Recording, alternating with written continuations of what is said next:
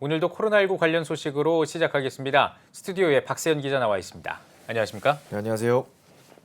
네, 이번에 그 교회 관련 감염자가 있었는지 궁금합니다. 일단 코로나19 현황부터 좀 짚어주시죠. 일단은 예. 신규 확진자 34명이 발생을 했습니다. 예. 국내 감염자 21명, 또 국외 유입 환자 13명인 것으로 나타났고요. 네, 교회 관련 감염자는 없었습니다. 방역 수칙을 잘 준수하고 있는 모습이었는데요.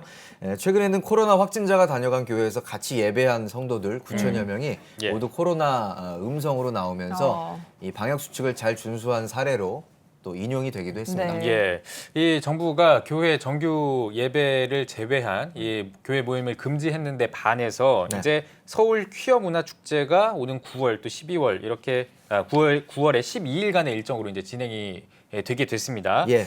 근데 이 축제를 허가한 정부의 결정을 놓고 요즘 논란이 많이 이제 형평성의 논란이 좀 일어나고 있는 거예요. 그렇죠. 예.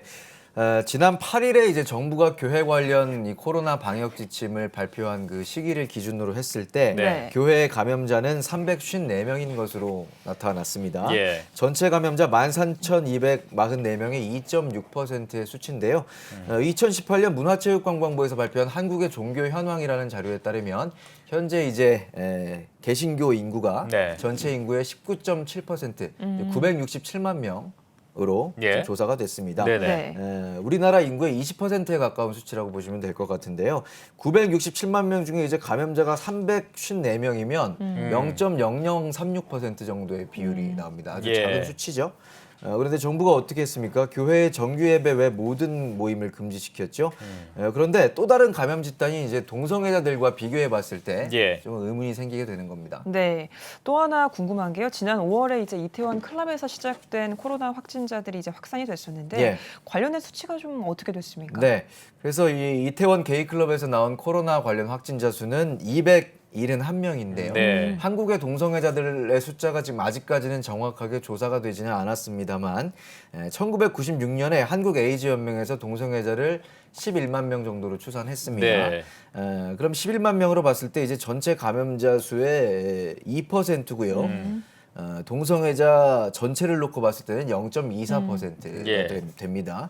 감염자 수 자체로만 봤을 때는 이제 교회보다 적지만 이제 전체 동성애자 대비를 놓고 봤을 때는 교회보다는 훨씬 높다는 거죠.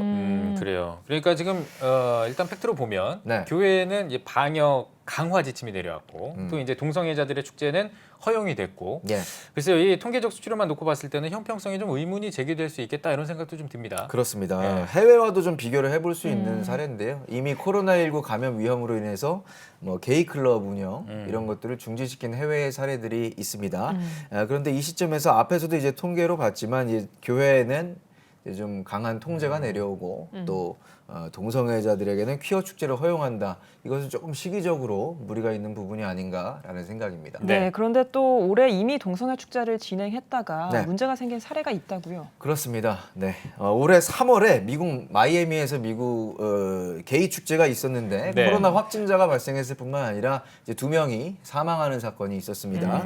그리고 이스라엘에서는 지침을 만들어서 게이 축제를 여러 도시에 소규모로 분산시켰는데 이후로 또 코로나 감염자가 확산하는 추세에 있습니다. 네. 예, 알겠습니다.